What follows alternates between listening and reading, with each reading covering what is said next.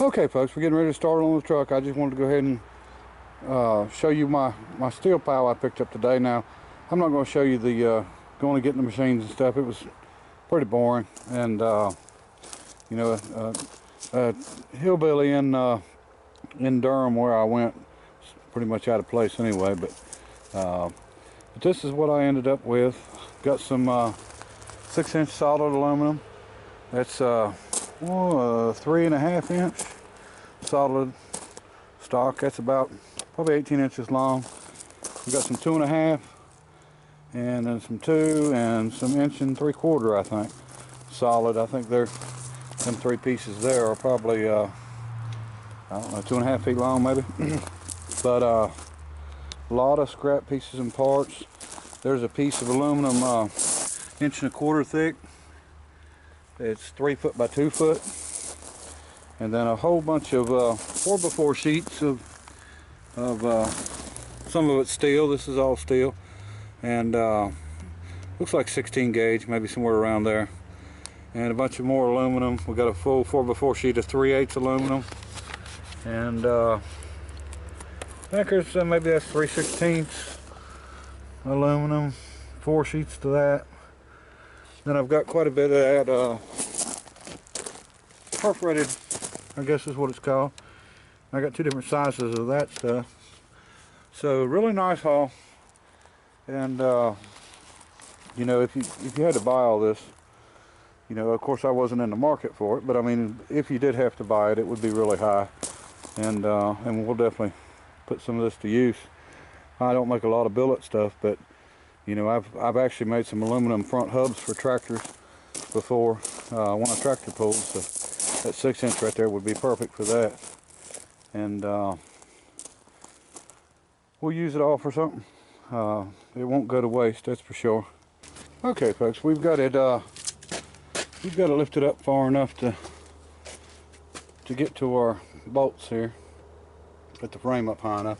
Like I said, we just got to go 1 inch down from these ones. We'll put it 1 inch down on each side. We'll bolt it back up, and then we'll figure out how we're going to do our bracket and stuff. And now that we're drilling through 2 plates, you know, you got your outer plate and then your main frame. And I'm going to get the mag drill and I'll get them marked out, and I'll show you a couple things on it.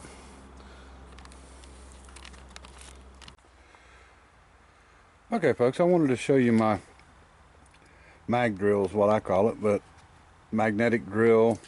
This one's actually a Jancy hole maker, so you can call it about anything you want to call it. But anyone that hasn't used one of these, this is the way to drill a hole, because I drilled literally thousands of holes with a hand drill. And I don't mean, you know, holes in wood or nothing like that. I'm talking about holes in frames. And I've stretched a lot of trucks over the years, shortened them, stretched them, plated them, and usually, you know, I'm drilling with a small bit, and then you know, as a pilot hole, and then up in the size. And I used to go in after a day's work and be hurting in my gut real hard, and that was from pushing that drill and, you know, putting it up against my hip or whatever I had to put it up against to push. And you know, I had I'm sure some of y'all remember the old cast aluminum gear reduction drills. You know, that when they grabbed, they didn't stop. And if you was lucky, you had the bit a little bit loose. If not, you know, you either took a ride, or, you know, it would hit your wrist or hurt you pretty bad. But you know, getting a little bit older, I found this at an auction, and I knew it was going to be there, and I actually went to the auction just to buy this drill. And when I bought the drill, I loaded up and left. So that was the only reason that I went, and I paid a lot of money for the drill. And it was used, but it was, you know, nice drill in the box. And I had quite a few rotary broaches with it, and I will show you them in just a minute, or show you how they set up. But you know, I think it was $500 I paid for it, or maybe just a little bit more than that. And you know, to me that is a load of money for buying a drill, but probably one of the best $500 I spent, and I'd be glad to do it again. You know, of course, most of you know, a lot of the big trucks, you know, the Freightliners, Kenworths and stuff, the frame is heat treated, and you know, they're really tough to drill, and tough to drill with a regular bit, but even tough to drill with these rotary broaches. And the way this rotary broach works, for anybody that don't know, this is a hollow bit, and it's got a spring-loaded center in it. And as you drill, this spring-loaded center actually comes up, and you're only drilling, you're actually making a plug, but you're just drilling, you know, on this one it looks like probably a 1/16 of an inch, maybe just a little bit more. This is a 9/16 bit, and I use that for my 1/2 inch holes. And this is actually carbide tipped. I've used these in high-speed steel, and they do great on mild steel, but when you start getting into the flame hardened frames and heat treated frames, you know, they don't last long, and sometimes they don't last at all. I mean, you know, 2 or 3 holes max. I bought these off eBay out of Canada, and they're brazed, I assume brazed in a carbide insert, and this bit here has drilled, you know, well over 50 holes. And I actually bought 2, and I hadn't even had to break into the other one yet. And the holes that it drilled was on a Kenworth that was, you know, hardened, and it was no problem whatsoever.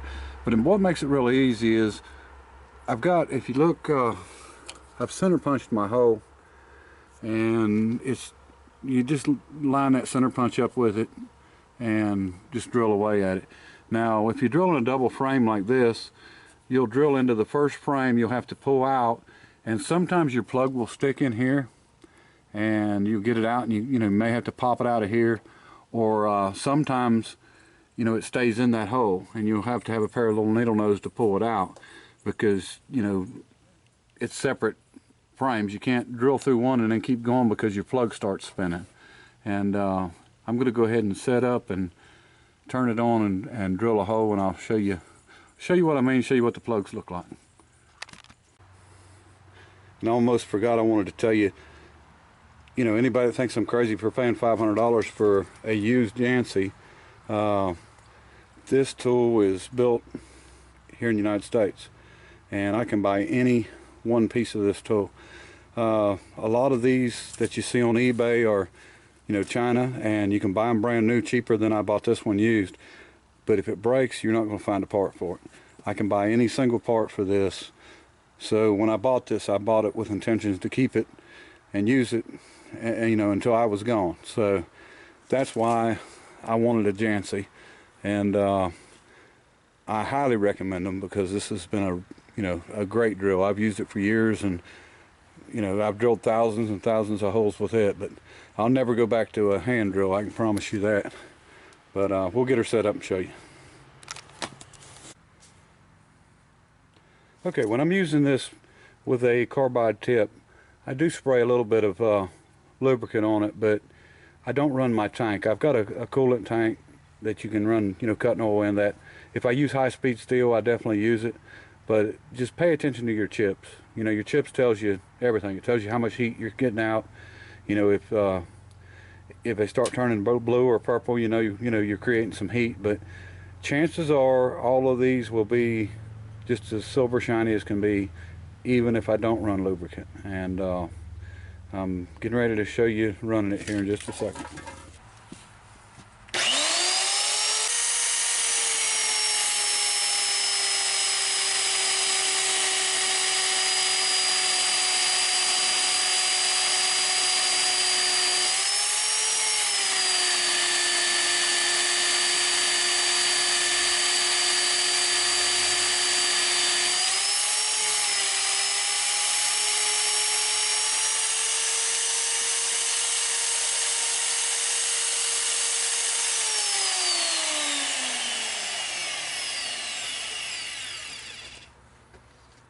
Okay, now you can see that we've got our first hole drilled, and the plug stayed in here. You can see I just popped it out. So it's spring loaded, so it pops out pretty easy. You just don't want to pry up against your carbide tips or anything. So we've got the first frame done, and we'll go through the second.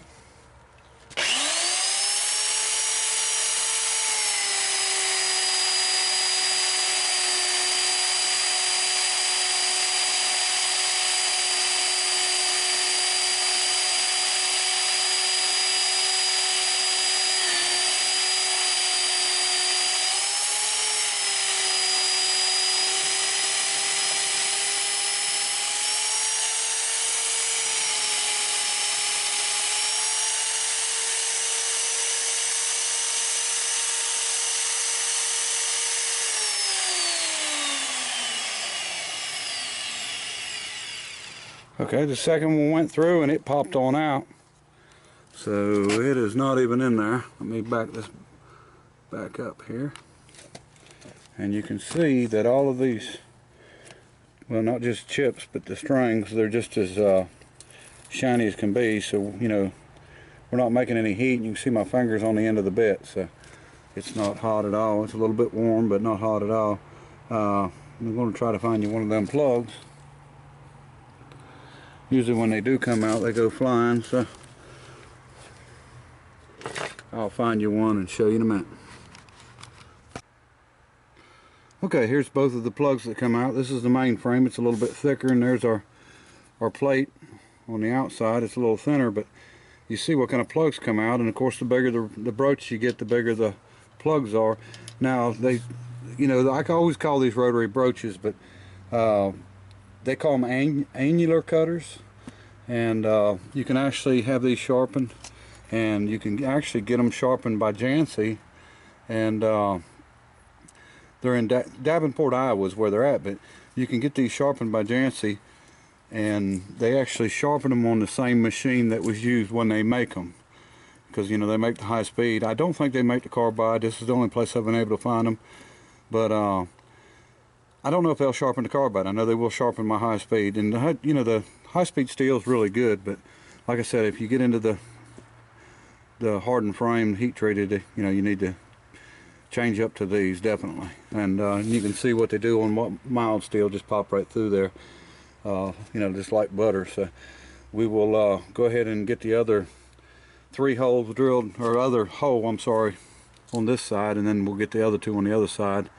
and then we'll get this bolted on, and we'll be able to take the back loose, and then we'll be able to figure out what we need to do to make our brackets in behind. But highly recommend a mag drill.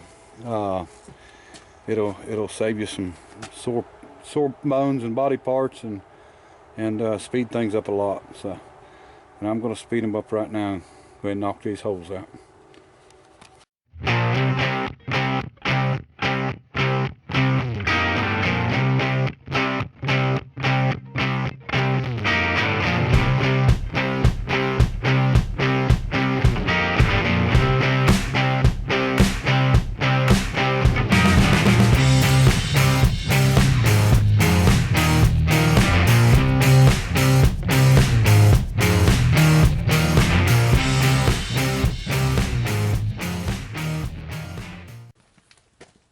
Okay folks, we've got these bolted on in the holes we needed, and we got clearance underneath to run our brackets and our other bolts. So I'm going to go ahead and I'm going to set it down once, and then I'm going to raise it back up and go ahead and get the back bolts out so we can get some 4-inch spacers in that. Show you more. Okay folks, we've got the back loose, and I'll show you what we've got. Thought we had 4 bolts, we've got 5, but just like everything else, we run into another little problem. I was going to use 4-inch tubing on top of there like this, but if you look, it's not quite wide enough to get the bolts in and not do what I want to do. So we're going to make some stuff. I think I've got some 1/4-inch plate. Hopefully I've got some that I picked up today on that pallet, but we'll cut some pieces and make one, and then we'll probably put a partial gusset on the inside, you know, just to make sure, and then we're going to cap the back side, and then we'll actually go from one of the tubing all the way over to the other side as a cross member. So we'll actually add another cross member in, and the reason I want to do that is the way this is made, you know, all your force is going to be twisting up on it. And you know, since this don't run all the way through and it don't mount anywhere on the sides of the frame, I don't want to take any chances on it, you know, twisting my spring this way. So we'll actually make this into another cross member. I wish I had a piece of 4x6, because if I did long enough, and I'll check, but if I had a piece of 4x6, I would actually run it all the way across, and 6 would, well, wouldn't quite do it, but if we built a box that ran completely across and then capped the ends, that would be good. And either way, we're gonna figure it out. I'll have to look around at some of my stock and see what I've got. But I think I'm gonna call it a night on it. Getting ready to get dark, and I'm just pretty wore out today. So we'll go ahead and call it a night and get back on it tomorrow, hopefully. And I know this has taken quite a while, and I was hoping to get more done, but you know, some days go like this. You know, some days I'll get a lot done, and some days I'll get a little done. So just been pretty busy here lately, and you know, it'll come and go. As it gets around the holiday season, we usually slow down quite a bit, so I think that'll give me time to get some work done on it. And my wife knows me. She knows how I am. I'll be, you know, I'll work Christmas Day if she'll let me. But anyway, that's where we stand. Till the next time. Thanks for watching, comment, subscribing, liking, disliking if you don't like. Bye.